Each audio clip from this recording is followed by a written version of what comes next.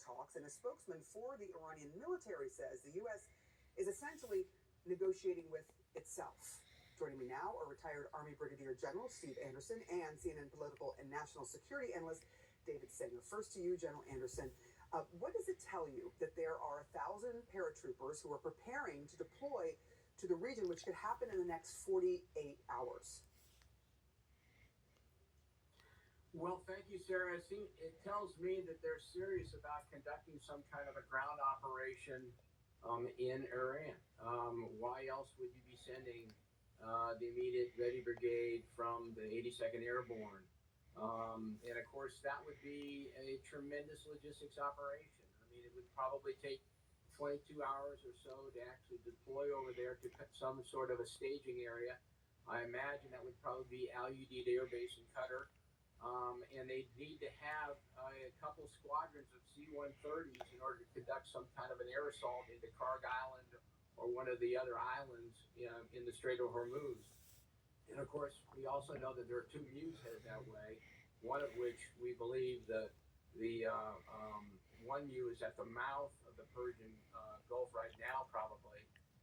But this tells me that they're very serious about conducting ground operations. And all I can say is, if you like Iraq and Afghanistan, Sarah, you're going to love Iran.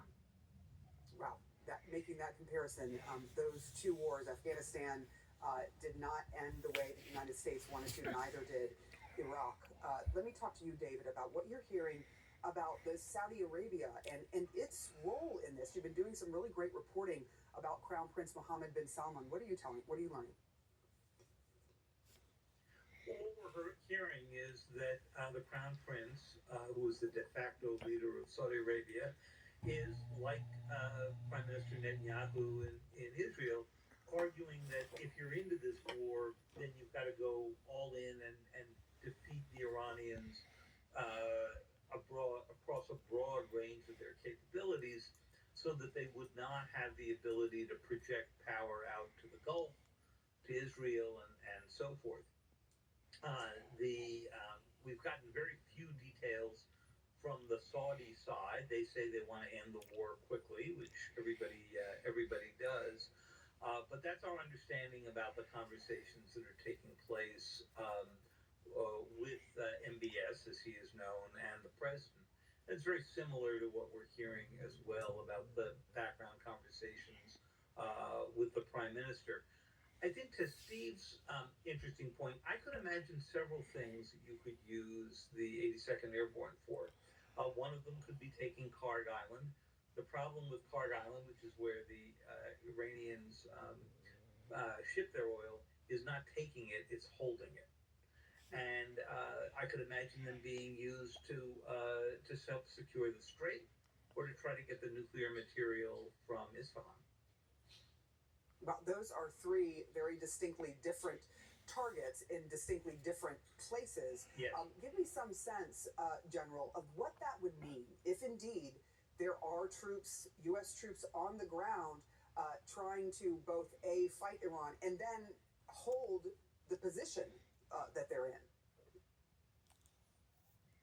Well, to David's point, he's spot on target. I mean, and target's the operative word, because that's what they do. First of all, it'd be a difficult mission to deal with perhaps 30 to 40,000 Iranians that already live there. Think about all the issues they're going to have to deal with, the weather to get in there, the booby traps that are probably going to be set. I mean, we're talking right now about taking Karg Island. So are the Iranians. They know we're coming. Then they got mines, of course, all the asymmetric capabilities they have, such as drones and missiles. They'll probably be close enough to be within artillery range. They're only going to be about 15 miles from mainland Iran. So, it's going to be a very, very difficult issue. My problem is that, once, as David said, once they're there, sure, we can probably seize the island, but retaining it, that's going to be the long pole in the tent. There are a lot of difficult decisions ultimately to be made here. We will see which ones are taken in the next few days. The president putting that 5-day buffer before he says he's going to do some sort of attack. We will see. Retired Brigadier General Steve Anderson and David Sanger, it is always a pleasure to talk to you both with your great analysis and reporting. Appreciate it. All right, breaking news.